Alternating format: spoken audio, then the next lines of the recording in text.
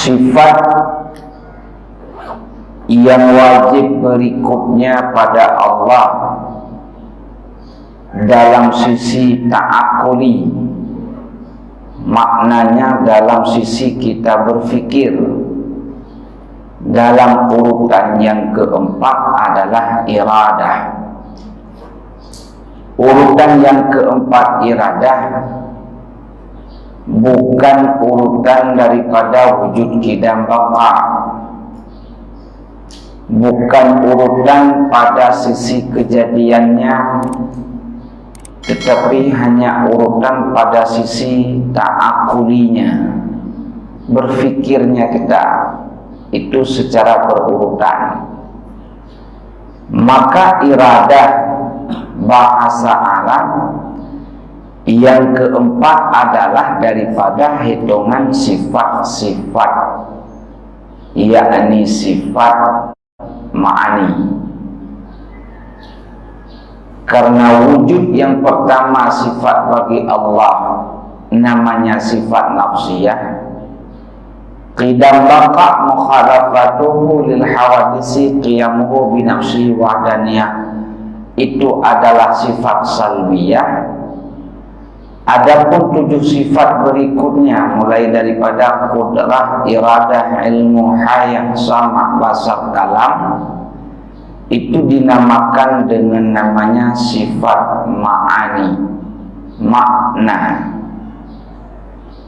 Maka sisi yang keempat adalah iradah bahasa Arab.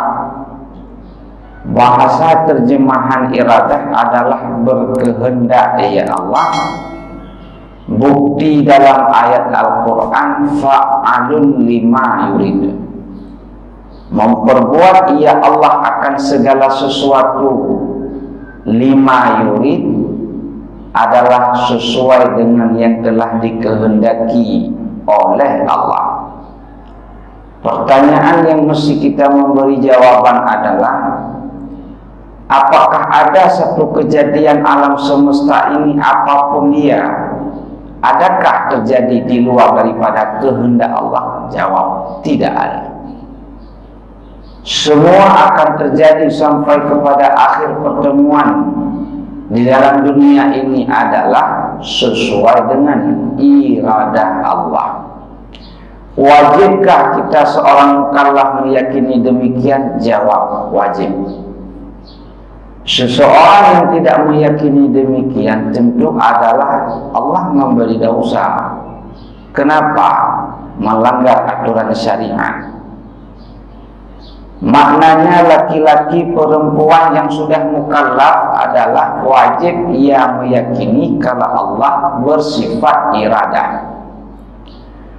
Langkah yang pertama sudah kita akui sifat Allah itu wajib iradah, sudah. Terjemahnya apa? Berkehendak. Sampai di situ sudahkah seseorang itu lepas kewajiban? Jawab, belum.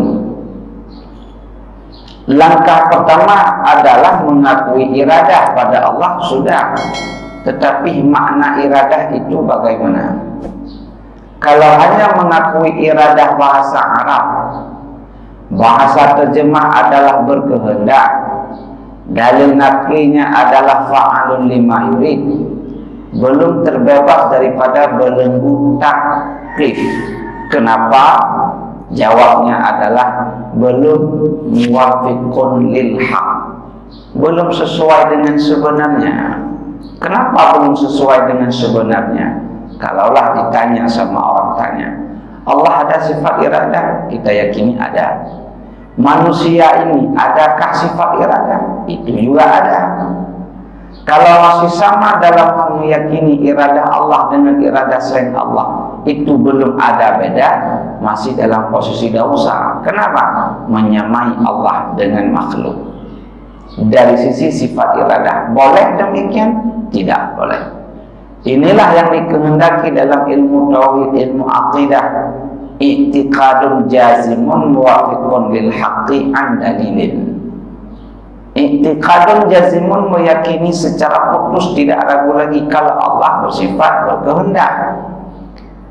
Yang kedua adalah muwafiqun lil haq. kehendak manusia dengan kehendak Allah sama makna atau tidak? Tidak sama. Maka mesti kita yakini tidak sama. Kalau kita meyakini sama, belum muwafiqun lil haq, belum sesuai dengan sebenarnya. Setelah memang i'tiqadun jazimun, keyakinan yang putus tidak bisa diragukan lagi, sesuai dengan sebenarnya, sudah kita akui Allah bersifat iradah? Sudah. Kenapa kamu akui? Jawab, karena Allah bersifat iradah, bukan supaya Allah bersifat iradah. Ujung daripada segala itu mesti kita memberi bukti. Mana bukti Allah bersifat iradah? Itulah tuntutan agama terhadap seorang yang laki-laki perempuan taklif untuk mengetahui sifat-sifat kemuliaan yang wajib pada zat Allah Subhanahu wa ta'ala. Belumkah demikian? Belum selesai daripada kewajiban. Kalau seseorang memutuskan belajar tentang mengenal sifat yang wajib bagi Allah sampai di situ, maka dia akan berdosa. Tetapi dia terus melanjutkan mencari kewajiban tersebut, kalaupun dia tidak bisa, tak paham dan tak mengerti, mudah-mudahan diampuni oleh Allah. Maka oleh karena demikian, langkah pertama yakini dulu Allah wajib bersifat iradah. Allah wajib bersifat berkehendak. Bagaimana berkehendak pada Allah yang wajib kita yakini? Maka adalah kita memberi jawaban. Allah menjadikan, ya Allah akan segala alam ini. Allah menjadikan akan semua alam ini. Bagaimana Allah menjadikan? Yang namanya menjadikan dengan sifat kudrah. Menjadikan dengan sifat kudrah, kuasa Allah. Itu sudah lalu bicara pada pertemuan yang lalu. Ketika Allah menjadikan akan segala alam ini dengan kehendaknya, titik. Bukankah dengan kehendak yang lain? Tidak. Di sini nampak jelas perbedaan. Ketika kita memiliki kehendak dan tercapai apa yang kita kehendaki, apakah itu hasil kehendak kita yang terjadi atau memang kehendak Allah yang terbukti? Kita mesti meyakini itu kehendak Allah. Tapi kalau ada yang mengatakan itu kehendakku, secara akal iya kehendak kita. Secara akal, secara batas pikir logika manusia.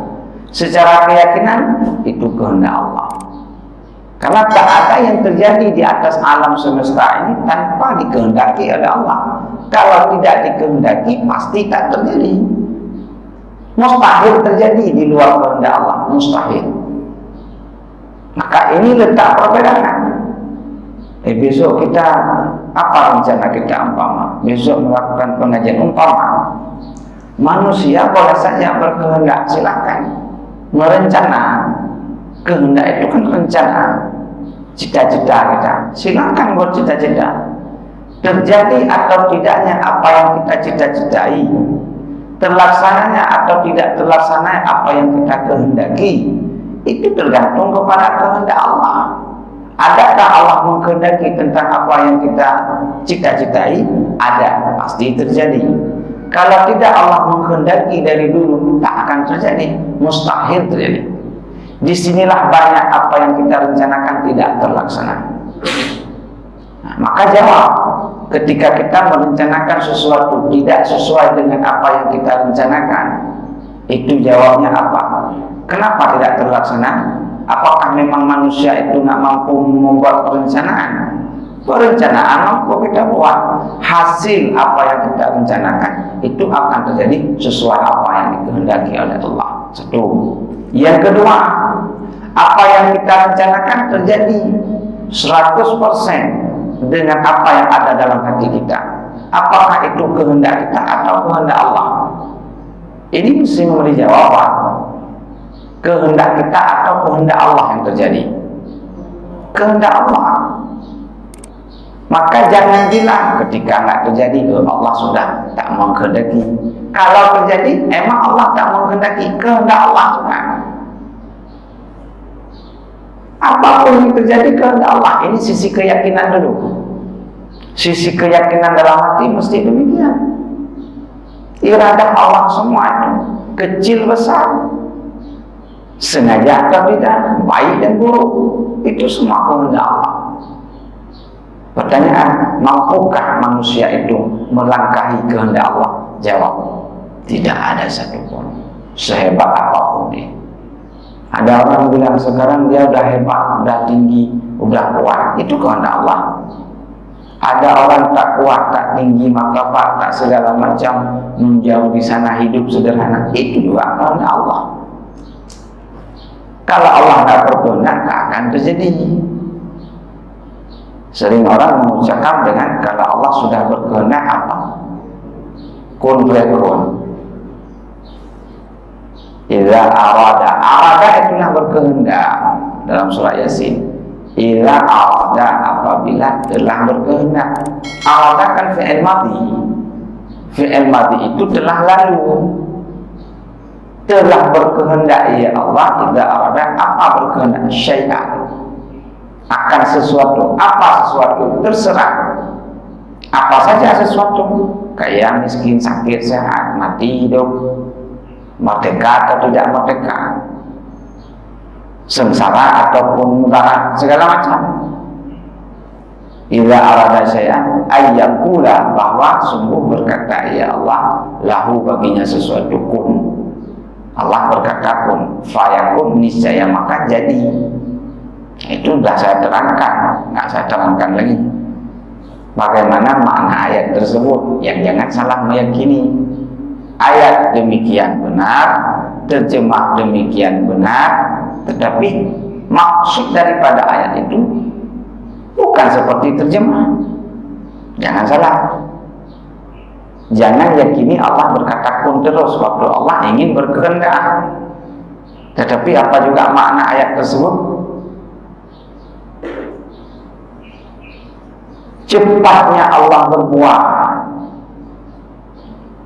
cepatnya Allah berkehendak waktu ingin menghendaki akan sesuatu, lebih cepat daripada umpama kata kun. Karena kalau kita meyakini idza arada syai'an ayyakula lahu kun fayakun, kalau sudah Allah berkehendak, Allah berkata kun. Saya mau bertanya, apa yang terjadi alam semesta ini kan sesuai dengan kehendak Allah. Berarti besok ada juga kehendak Allah, lusa pun ada, sampai hari kiamat semua kehendak Allah. Berarti Allah nggak pernah diam daripada kata kun terus. Kun sampai sekarang kun. Iya kan demikian? Tidak. Jangan seperti terjemah kun itu. Kalau kita yakini kun itu adalah Allah berkata, kata Allah itu tak berhuruf. Beda dengan Al-Quran, itu kalam Allah yang telah diturunkan kepada malaikat Jibril. Adapun kalam nafsi yang ada pada zat Allah itu ada tanpa huruf, tanpa sukun. Kalau memang kita yakini tidak demikian, akan serupa kalam Allah dengan kalam makhluk, boleh atau tidak? Juga tidak boleh. Alasan mana? Laisa kamitslihi syai'un. Jadi jangan salah meyakini. Kalau kita meyakini Allah kun kan terdiri dari dua huruf, kaf dan nun. Sama seperti ucapan kita waktu kita ingin berkata-kata, tolong ambil sebentar, tersusun daripada susunan kata-kata. Ucapan Allah itu tidak tersusun daripada susunan kata-kata. Bagaimana tentu kata-kata itu tak tersusun daripada huruf-huruf? Yang namanya kalam Allah tidak boleh kita yakini sama dengan kalam selain Allah. Itu sudah selesai. Yang jangan dibentuk bagaimana, itu nggak urusan lagi kita, itu urusan Allah. Jangan coba membayangkan sesuatu yang tidak diperintah untuk bayar.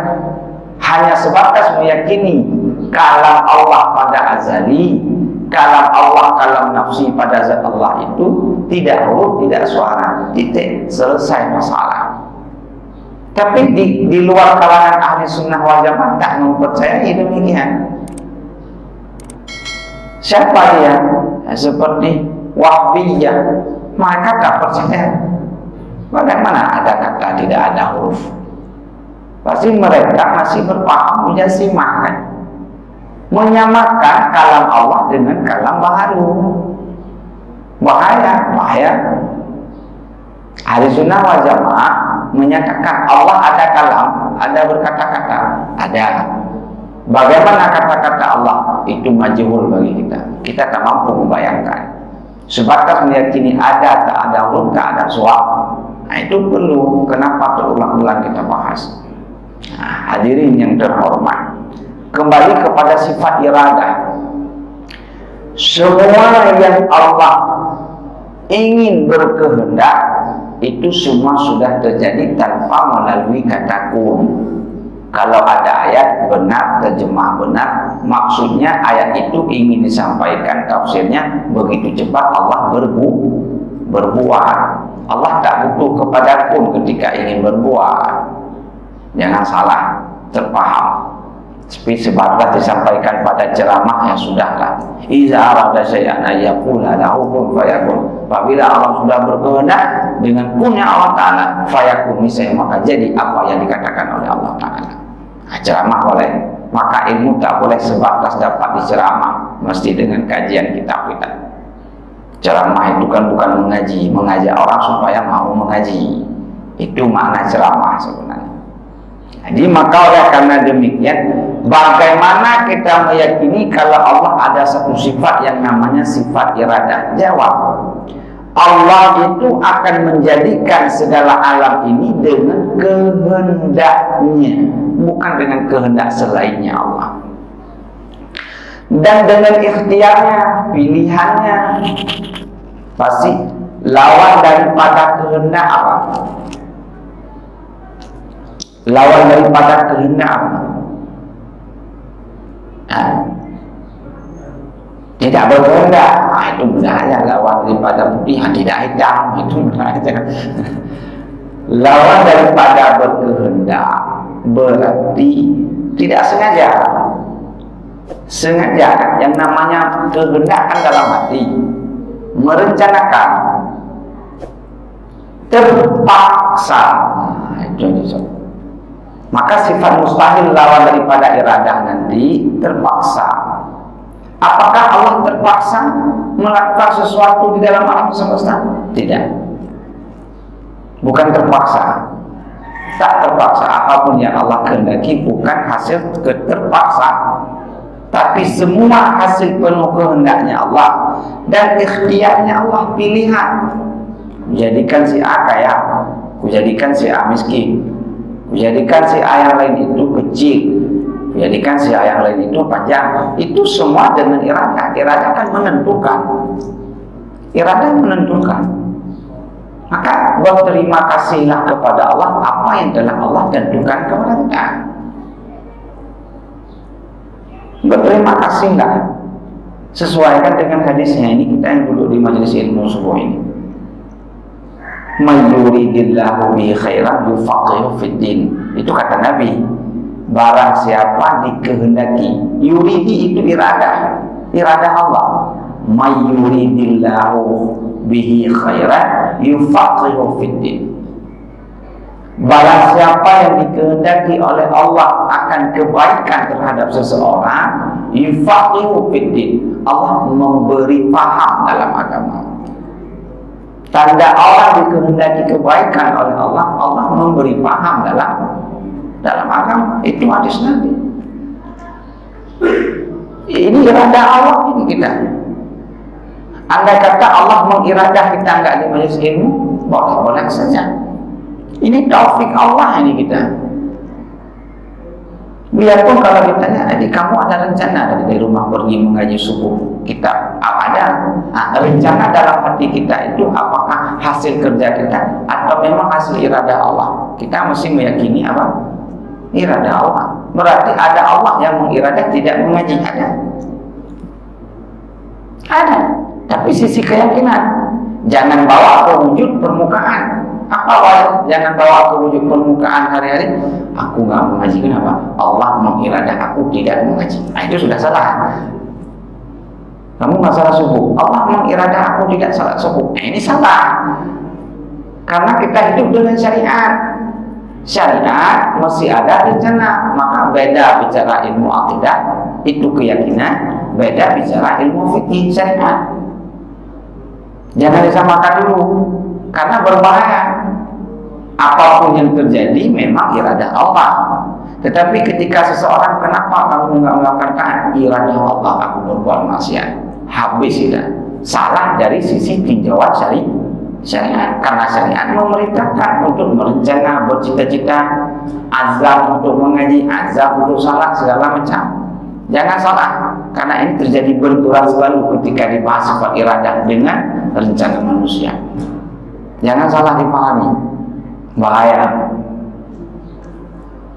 Nah, itu perlu digarisbawahi itu. Letak perbedaannya sangat jauh. Saya ulang, ketika kita melakukan taat, ketika kita mampu meninggalkan perbuatan maksiat, apakah itu iradah oleh Allah atau tidak? Jawab dulu.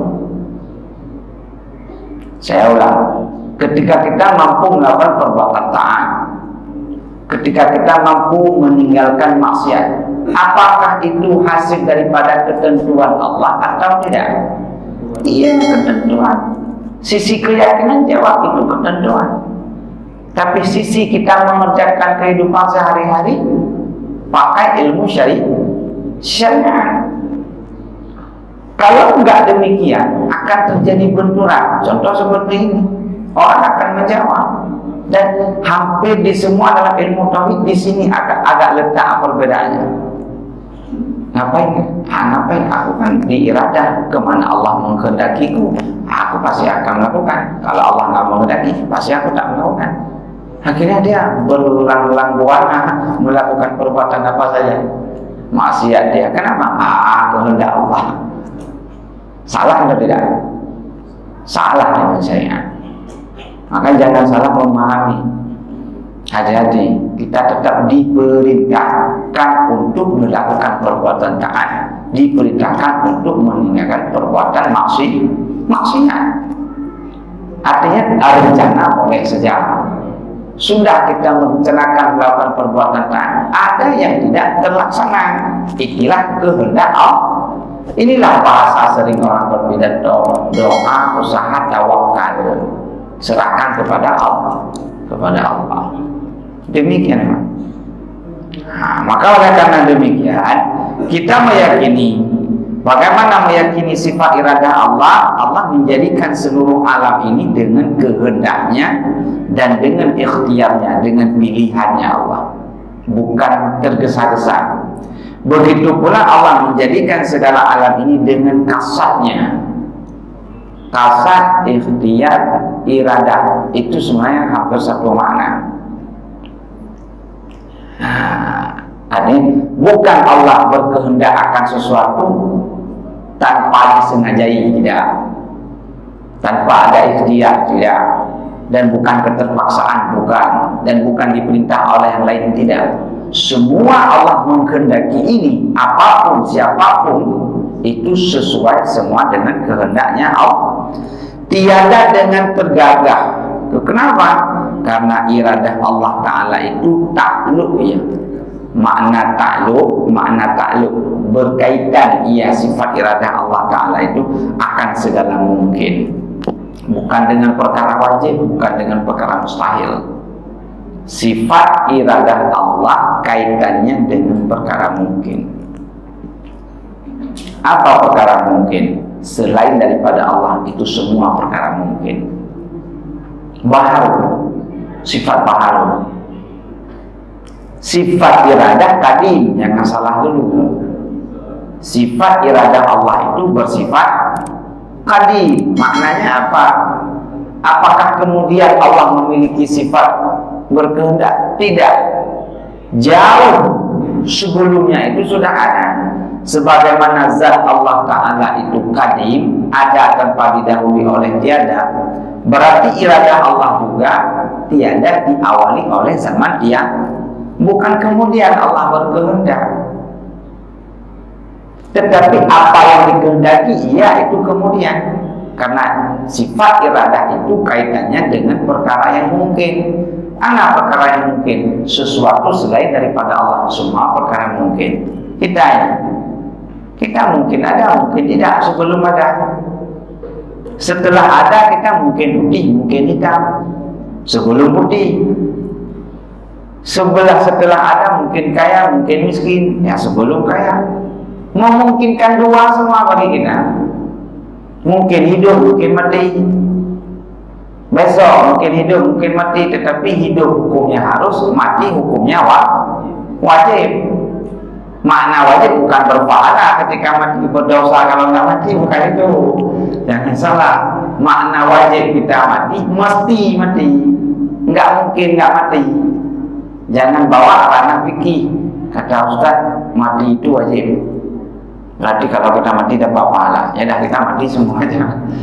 Kalau nggak mati dapat dosa kita. Bukan itu maknanya. Berarti ini berdosa semua kalau bawa fikih. Kenapa belum mati? Makna hidup hukumnya harus, boleh hidup, boleh tidak kan? Karena sudah hidup, sudah ada, wajib tidak ada. Wajib mati, maknanya mesti mati satu saat. Siapa? Semua selain Allah wajib demikian. Malaikatnya, para nabi, kita ya, termasuk para nabi yang 4 itu yang dibilang masih hidup sampai sekarang. Iya, satu saat akan wafat juga. Isa di langit, Idris di langit masih hidup sampai sekarang. Ilyas di bumi, Khidir di bumi.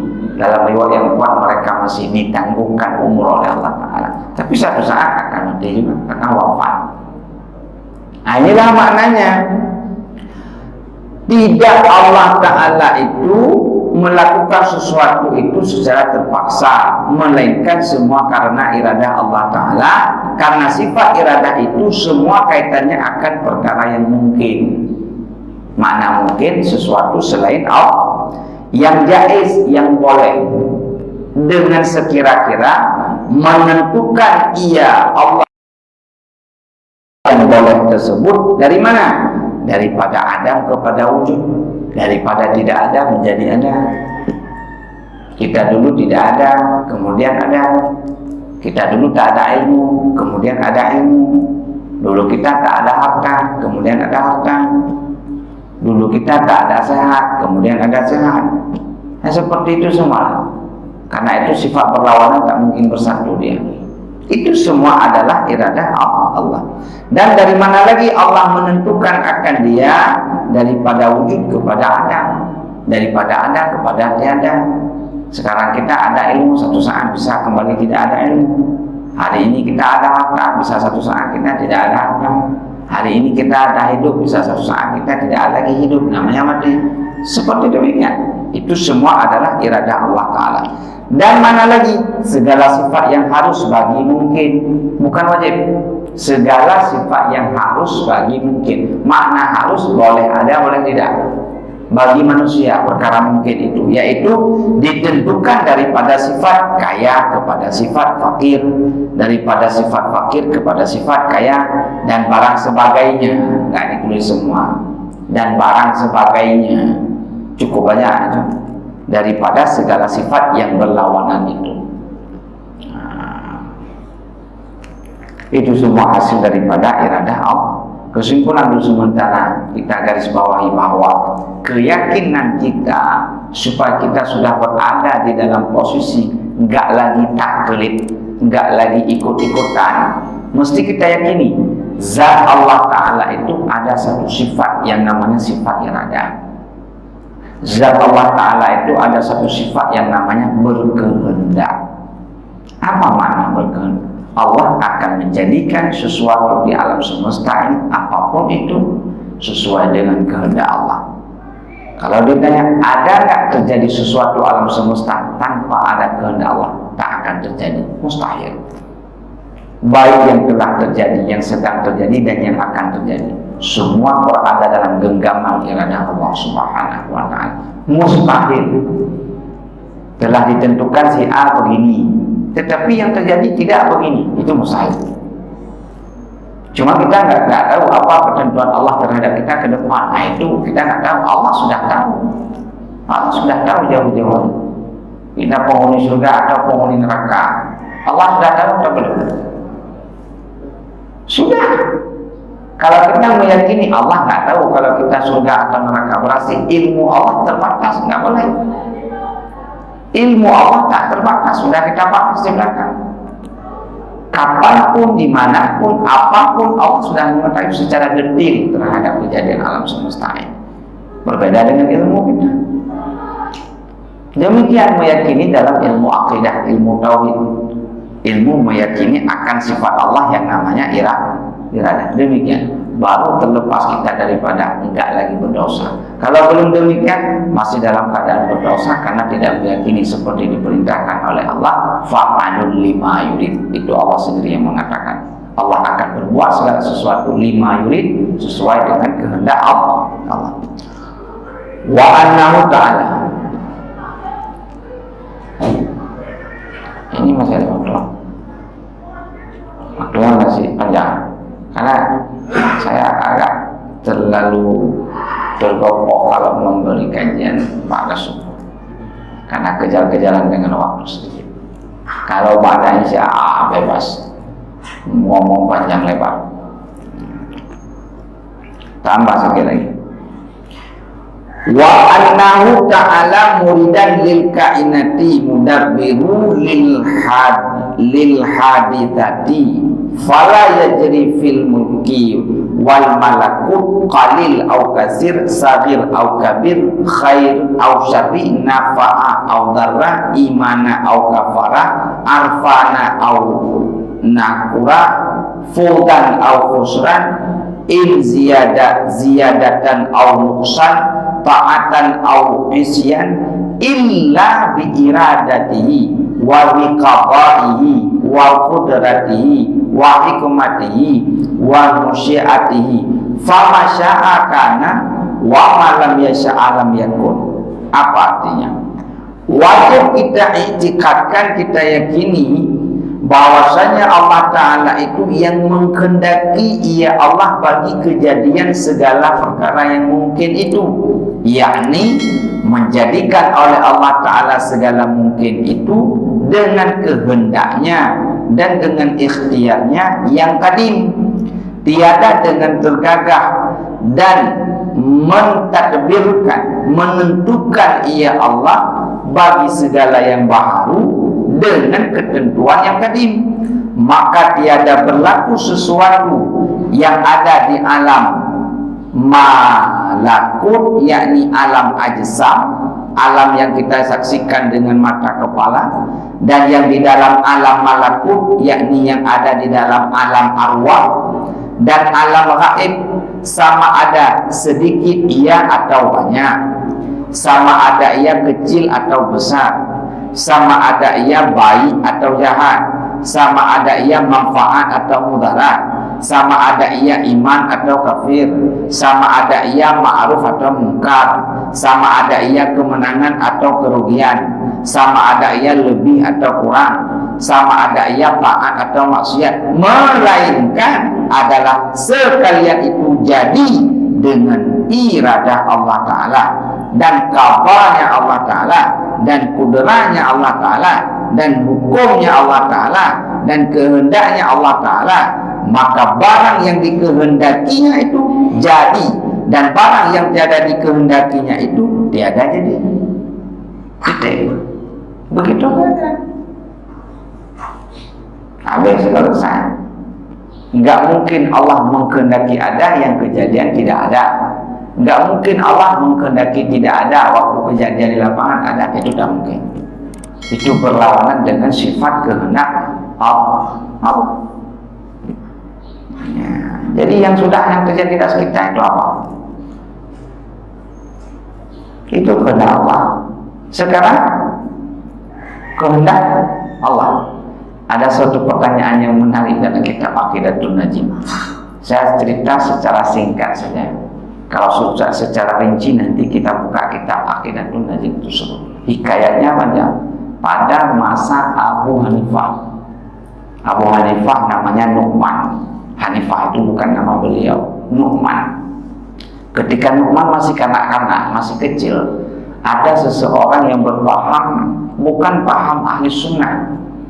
Namanya adalah Dahri namanya. Dahri dia orang yang sangat hebat, sudah mampu mengalahkan ulama yang ada pada masa gurunya Abu Hanifah. Nama guru Abu Hanifah adalah Himad. Himad guru Abu Hanifah. Semua ulama yang hebat-hebat semua dikalahkan. Sampai Dahri bertanya kepada Khalifah, pemimpin negeri kala itu. Kalau sekarang Pak Jokowi, tanya sama Pak Jokowi, Pak Jokowi, masih ada ulama yang hebat yang bisa menjawab pertanyaanku? Apa jawab Khalifah kala itu? Ada. Siapa namanya? Himad. Tolong kau hadirkan Himad di depanku. Aku ingin berhujjah dengan dia. Aku ingin berdebat dengan dia. Pertanyaan daripada Dahri hanya satu. Allah ada. Kalau ada, bagaimana kalian yakini ada tempat-tempat? Coba jawab sebentar. Semua ulama sudah dikalahkan pada masa itu. Tinggallah Himad, satu orang lagi, gurunya Abu Hanifah. Singkat cerita, karena ketika pertanyaan itu dilontarkan kepada Himad, gurunya Abu Hanifah, Nu'man masih kecil, beliau meminta kepada Khalifah, beliau tangguh waktu aku satu malam, besok jawab. Itu Himad. Sehingga besok harinya Himad belum ada jawaban. Didatangi oleh Abu Hanifah kecil, Nu'man masih kecil, ditanya sama gurunya, wahai guru, apa yang membuat engkau begitu merasa duka cita wajahnya? Dijawab sama gurunya, aku sedang memikirkan satu jawaban pertanyaan seseorang dalam negeri ini yang sudah mengalahkan banyak ulama. Apa pertanyaannya? Pertanyaannya, Allah itu kalau ada, di mana tempatnya? Alamat Allah di mana? Kadang dia mengatakan kalau ada mesti ada alamat di langit, di aras, di atas. Itu bukan alamat Allah, itu alamat palsu. Jangan salah-salah. Itu alamat palsu, itu bukan alamat Allah. Akhirnya apa? Besok antara Abu Hanifah kecil dan gurunya Himad berada pada satu masjid, pada majelis seperti ini. Khalifah sudah datang, masyarakat sudah banyak, dan si Dahri datang. Mana Himad? Aku ingin berdebat dengan dia. Jawab daripada Abu Hanifah kecil, wahai guru, biar aku saja yang beri jawaban. Apa pertanyaan? Ditanyakan 3 pertanyaan. Allah ada di mana tempat? Apa sesuatu sebelum Allah, dan apa sesuatu kemudian daripada Allah? Yang terakhir, Allah apa kerjanya sekarang? Saya jawab yang ketiga saja. 1 dan 2 nanti satu saat kita kisahkan secara rinci karena cerita itu sangat panjang. Pertanyaan yang ketiga daripada si Dahri yang dijawab oleh Nu'man, masih kecil Abu Hanifah kala itu. Apa pekerjaan Allah sekarang? Kehendak Allah itu apa sekarang?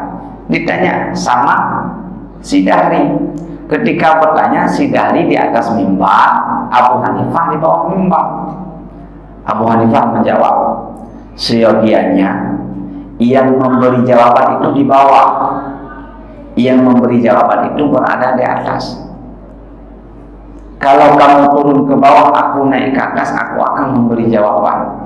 Turun Dahri dari mimbar ke bawah, naiklah Abu Hanifah ke atas mimbar. Ketika si Dahri berada di bawah, bertanya kepada Abu Hanifah, kau berjanji kalau sudah berada di atas mimbar kau akan menjawab? Iya, aku akan memberi jawaban di atas pertanyaan apa perbuatan Allah barusan, yakni menurunkan kamu, menaikkan aku. Menurunkan kebatilan, menaikkan kebenaran. Itulah kerjaan Allah barusan. Akhirnya si Dahri kalah telak di atas perdebatan dengan Nu'man saat itu yang masih kecil. Cerita itu ingin mengisahkan apa? Paham-paham liberalis sekarang yang mengatakan Allah ada di sini, Allah pekerjaannya apa sekarang, itu semua sudah ada sesuai dengan kehendak Allah. Ada orang yang meyakini tidak demikian, itu salah. Itu salah. Maka jawaban daripada Abu Hanifah kala itu kepada si Dahri, hai Dahri, semua yang terjadi di alam semesta ini, termasuk barusan menaikkan aku kepada mimbar, menurunkan kamu ke bawah mimbar, itu perbuatan Allah. Dan terjadi itu semua sesuai dengan kehendak Allah. Tak ada sesuatu terjadi di luar daripada kehendak Allah. Kisah itu kisah menarik. Yang pertama kita meyakini bahwa Imam Hanafi, Abu Hanifah mazhab yang pertama, beliau berakidah ahli sunnah wal jamaah, bukan berakidah di luar daripada ahli sunnah wal jamaah. Hanafi, Maliki, Syafi'i, Hambali itu semua adalah akidahnya Asy'ariyah dan Maturidiyah. Yang bedanya apa? Beda mazhab saja, itu lain. Bicara fikih beda, itu tak masalah. Wajib kita yakini 4 mazhab itu mazhab ahli sunnah wal jamaah. Kisah itu menunjukkan bahwa Nu'man kecil itu, Abu Hanifah kecil meyakini Allah ada tanpa tempat. Yang kedua, tidak ada sesuatu selain di belakang Allah, sesuatu yang lain tidak ada kemudian daripada Allah sesuatu yang lain. Mana buktinya? Ditanya sama si Dari, diangkat tangan. Diangkat tangan olehnya. Kalau si Dari meyakini sesuatu sebelum ada Allah, ada sesuatu yang lain. Kalau enggak, tak mungkin ada Allah. Dan setelah kita semua mati, Allah juga akan mati dan ada sesuatu sesudah Allah. Itu i'tikad si Dari. Dan cukup banyak i'tikad si Dari sampai zaman sekarang masih ada. Jangan pikir tak ada. Diangkat tangan oleh Abu Hanifah. Dia menjawab tidak ada sesuatu sebelum Allah. Mana buktinya? Diangkat tangan. Coba hai Dahri, lihat ibu jarimu. Ada atau tidak? Ada. Coba lihat apa sebelum ibu jari. Adakah sesuatu sebelum ibu jari? Tidak ada. Tetapi ibu jari ada atau tidak? Ada. Kalau pada ibu jari ada saja, tak ada sesuatu selain ibu jari. Kalau bagi Allah juga tak ada sesuatu sebelum adanya Allah. Tapi yang jangan bayangkan nanti Allah seperti ibu jari, itu salah. Inilah kalau kita memberi jawaban seperti itu, dia bayangkan, oh Allah itu seperti ibu jari. Bagaimana? Tidak ada sesuatu sebelum ibu jari, tidak ada sesuatu sebelum Allah. Itu salah nanti. Ini hanya akli saja. Dan ditanya yang kedua sama Abu Hanifah kecil, hai Dahri, adakah sesuatu sesudah kelingkingmu? Tak ada. Jadi kelingking ada.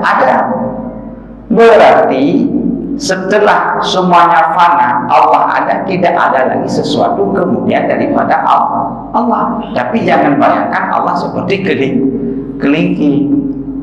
Nah, inilah pertanyaan saya sampai sekarang masih banyak meyakini ada sesuatu sebelum adanya Allah. Tidak boleh. Itu bahaya. Itu paham-paham yang menyesatkan.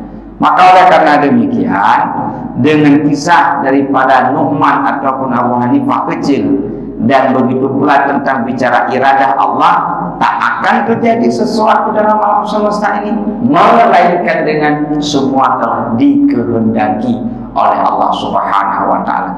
Kalau ditanya kapan dikehendaki, kita menjawab kapan terjadi. Bukan. Kehendak Allah itu sudah bersifat kadim. Bukan sekarang. Sekarang itu Allah menampakkan apa yang dikehendaki saja. Menampakkan apa yang telah Allah kehendaki dari dulu. Bukan sekarang terjadi, baru sekarang Allah melakukan kehendaknya. Bukan. Jadi kehendak ada dua. Ada kehendak secara azali, semua sudah ada. Semua sesuatu yang telah ada, kemudian Allah keluarkan, Allah wujudkan di alam semesta. Begini terjadi, begitu terjadi. Nah, inilah perlu keyakinan dalam al-sunnah wal jamaah. Begitulah makna fa'alul lima yurid. Begitulah makna kita meyakini Allah ada sifat iradah, yakni berkehendak. Gitu. Wallahu a'lam bishawab. Tak boleh panjang-panjang, tak boleh panjang-panjang. Itu udah panjang, itu pun udah panjang. Kenapa kalau panjang Pak cepat kali alim nanti? Ini nggak usah dibahas. Begitu kira. Kalau ada pertanyaan mungkin saya persilahkan, baik seputaran sifat iradah Allah ataupun di luar daripada ini. Silahkan kalau ada. Ya. Fenomena zaman sekarang ini kan lagi marak-maraknya itu tentang karma itu. Kadang apa yang diramalkan untuk masa depan itu sesuai dengan yang diramalkan. Apa ada seperti itu?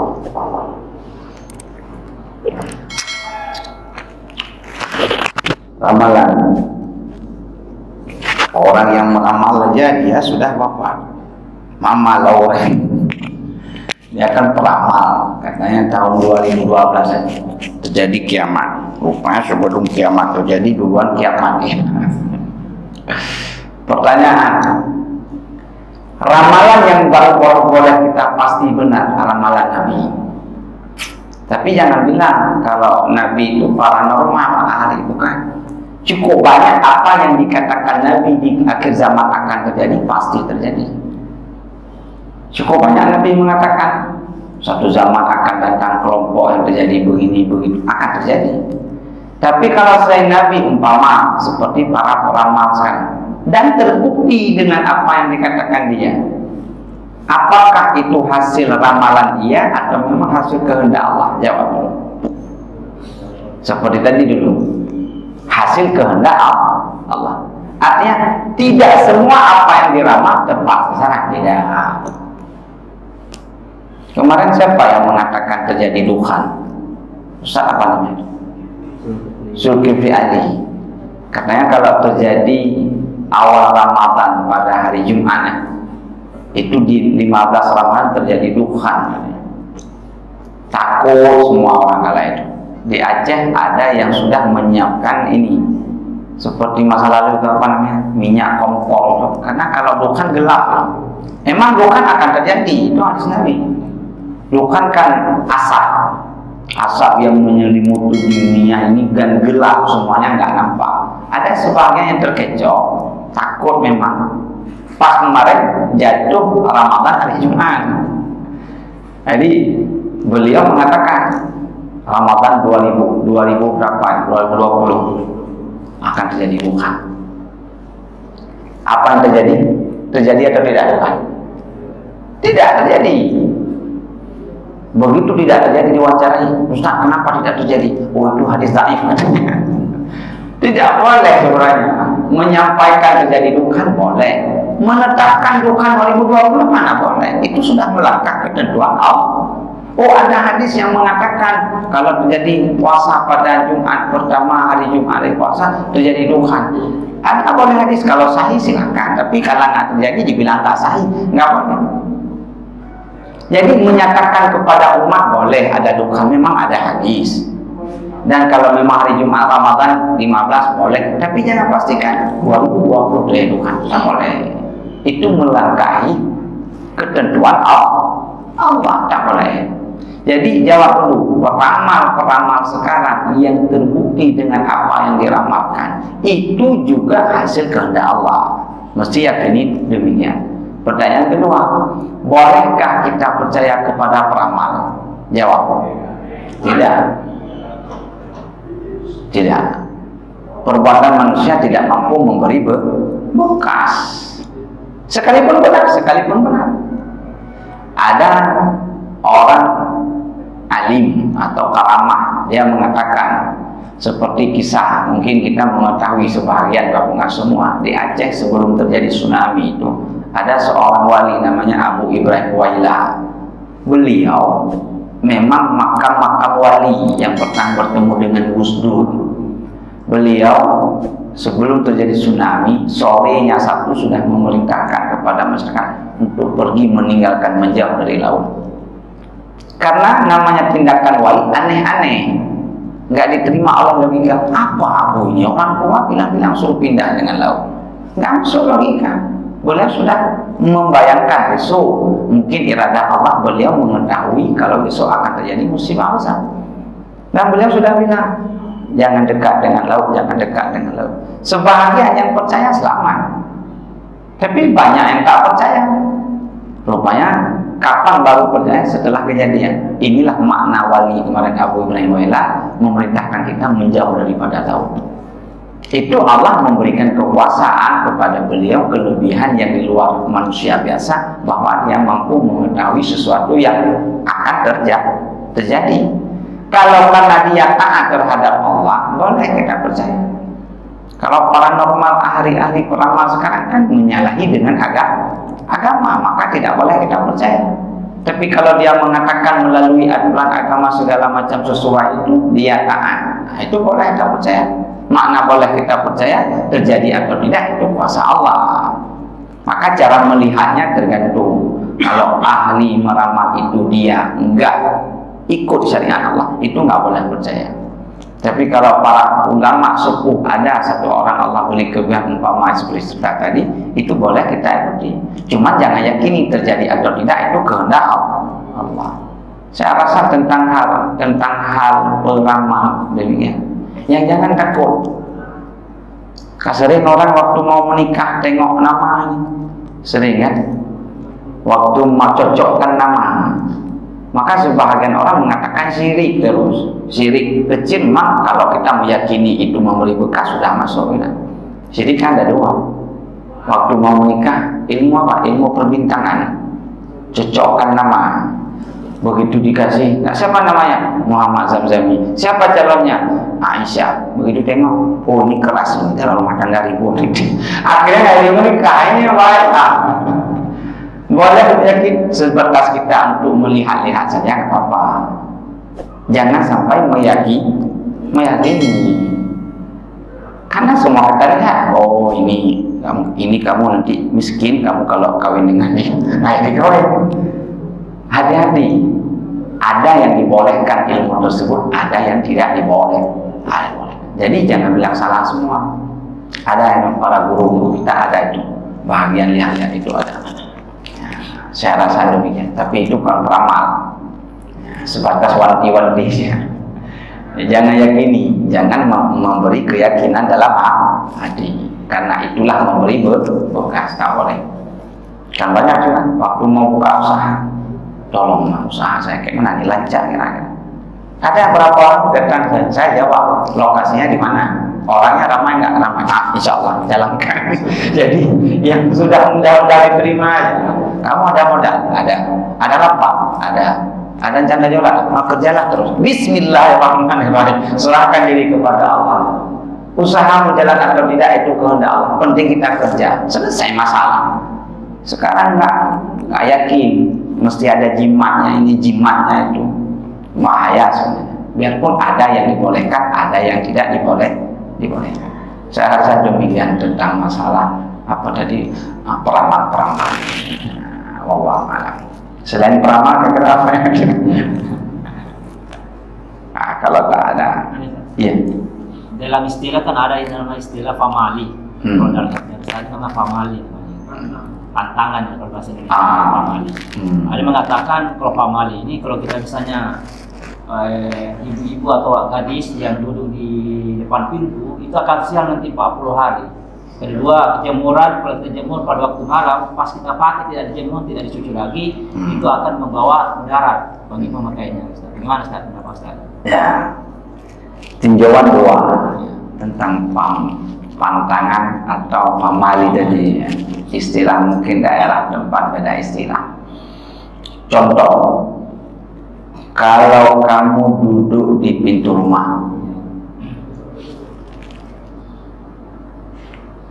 perempuan atau laki-laki. Apa yang terjadi? Bentar dulu, maka ada dua tinjauan. Apa tadi kalau 40 hari? Maksimal 40 hari. Maksimal 40 hari. Titik. Ada enggak pantangan seperti ini? Jawab, ada. Kenapa orang berani mengatakan demikian? Ada banyak kejadian. Begitu duduk di pintu, siang 40 hari. Ada kejadian, ada. Maka dibuatkan pantangan duduk di pintu. Yang jangan meyakini siang 40 hari kemudian karena dia duduk di pintu. Jangan meyakini. Kalau meyakini ranah akidah, tidak boleh. Beda adat, beda syariat, beda akidah, beda kebiasaan. Kenapa jangan di pintu, nggak bisa masuk? Nah itu yang logika jelas. Itu ya pasti jelas. Tapi jangan disalahkan pantangan tadi. Ada. Kenapa ada orang, bahkan ulama membuat pantangan seperti itu? Banyak kejadian. Namanya ilmu adat itu, kebiasaan. Kebiasaan kalau dulu di pintu nggak bagus. Boleh mengatakan nggak bisa masuk orang. Ya. Kalau perempuan nggak bagus di pintu, kenapa? Siang 40 hari. Jangan meyakini siang 40 hari karena duduk di pintu. Itu anak akidah, nggak boleh. Tapi ranah pantangan boleh-boleh saja, itu nggak salah. Yang jangan meyakini memberi bekas siang 40 hari karena duduk di pintu, itu ranah akidah, nggak boleh. Tapi hanya sebatas ada kemaslahatan dengan diberi bahwa ancaman 40 hari kamu siang, sehingga dia nggak duduk di pintu, orang bisa masuk lalu lalang. Boleh. Satu, cukup banyak orang tua semua. Orang tua dahulu membuat pantangan ada hikmah untuk si anak, ada. Cuma karena kita sudah besar harus membuat analisa. Jangan tidur di halaman. Kalau dilangkahi burung meninggal orang tua, ada juga. Itu maknanya apa? Jangan kotor baju, capek orang tua uji. Iya, cukup banyak. Kalau memang turun ke sawah, kalau orang kampung itu mesti ada istilah apa namanya, hari yang ditentukan, ada itu. Tapi jangan bawa ranah akidah. Kalau meyakini turun ke sawah mesti hari ini, kalau enggak nanti hasil sawah kita enggak boleh. Itu ranah akidah, enggak boleh. Keyakinan seperti tadi itu bisa saja menyalahi. Ada orang turun enggak di awal daripada awal bulan, hari Rabu awal bulan, tapi hasil panennya bagus. Ada orang enggak demikian, tapi enggak bagus. Perbuatan ada ini, kebiasaan seperti tadi itu enggak mampu memberi bekas. Tapi selama tidak bertabrakan dengan akidah, belum bermasalah, boleh pantangan itu. Contoh lagi, orang turun ke sawah ditaruh ini di kaki, apa namanya, yang supaya jangan gatal kena air sawah. Apa itu, stender, minyak macam gemuk itu apa namanya, supaya dia licin, gatal itu nggak lengket di kaki. Itu pantangan juga. Bahasa Aceh, Sumalo, ini bahasa Aceh, nggak ada orang Aceh ini. Sumalo itu kan kalau kena minyak gatal terhindar. Kalau nggak duduk di pintu orang bisa masuk. Cuma dibilang siap saja. Siap apa 40 hari? Yang nggak bisa masuk orang. Begitu sebenarnya. Tapi yang jangan bawa ranah aki. Ini cukup banyak ini di lapangan, cukupnya. Ada lagi namanya tepung tawar kan. Waktu 7 bulan orang berkandungan, waktu mau naik nikah, waktu udah ada anak, itu cukup banyak itu pantangan-pantangan. Ini lagi yang sering terjadi. Enggak boleh bagi seseorang yang mau menikah potong ayam, ada juga ya. Enggak boleh potong ayam. Bukan syariat sebenarnya itu. Kalau dipotong boleh-boleh saja bagi mempelai laki-laki. Tetapi ada pantangan, enggak bagus. Boleh kita ikuti, silakan. Ikuti silakan. Selagi masih dalam prosedur. Yang jangan disalahkan. Oh, kalau nggak mau ikut nggak masalah juga. Mau ikut pun nggak bermasalah. Cukup banyak itu. Famali ya. Famali istilah di daerah Pausan. Kalau istilah saya itu semalo awas saja. Nah, ada itu banyak. Tapi jangan dikatakan itu salah. Ada hikmahnya itu. Seperti jemuran tadi, Nah, jemuran karena kita jemur misalnya kan pakaian harus ditaruh jemur di luar, itu sampai pagi, nah itu nggak boleh dipakai katanya. Itu kan sudah lingkit cincin apa namanya itu. Kalau terpakai mendapatkan udara, mungkin sakit gimana. Sudah. Jawab dulu, ranah tauhid, ranah tadi terjadi sakit atau terjadi tidak sakit bukan karena dijemur di luar. Cuman pantangannya apa? Ini sebenarnya bagus, makanya saya setuju. Yang dijemur sebenarnya yang di luar yang dijemur. Ini pakai dalam, dijemur di luar. Ini masalah. Ini contoh, nggak bagus. Maka alasannya nggak bagus, nggak bisa dipakai. Tujuan dibilang kayak gitu, jangan dijemur di luar.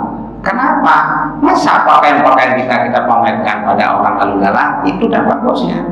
Saya setuju itu, nggak beradab kan. Yang namanya jemuran, kalau pakaian luar, oke lah. Maka kalau kita pakai, iya ada jinnya. Ya seperti tadi, kalau mau ada jin nggak dijemur pun ada jinnya, seperti itu. Tapi lebih bagus jangan dinampakkan kepada khalayak ramai. Kan ada hikmahnya. Saya setuju itu, bagus itu. Kalau nggak seperti itu kita takuti orang-orang kampung, dijemur terus. Luar dalam dijemur di luar, bahaya. Bahaya bagi siapa ya? Bagi orang kan. Kan ada kejadian-kejadian yang tak bagus, yang tak elok, hilang. Kalau orang ahli-ahli itu diambil itu tak boleh. Tapi jangan meyakini ada memberi keyakinan bahwa mampu memberi mudarat atau manfaat atau tidak boleh. Cuman ini ranah syariat atau ranah adat kebiasaan atau pantangan tadi ada. Itu ulama yang membuat itu, bukan sembarangan. Maka makna daripada famali itu mesti tanya kepada orang yang kerja. Nggak boleh kita tafsir. Siapa pencetus sama orang pertama cetus itu maksud pasti benar. Karena kalau orang cetus lain kita maksud lain bisa salah nanti. Sehingga kita menyalahkan orang, nggak boleh. Saya rasa demikian masalah jemuran dengan duduk di pintu. Itunya banyak. Banyak. Cukup banyak. Saya sendiri mengalami cukup banyak. Jangan duduk di bantal, katanya keluar ini nanti bisul.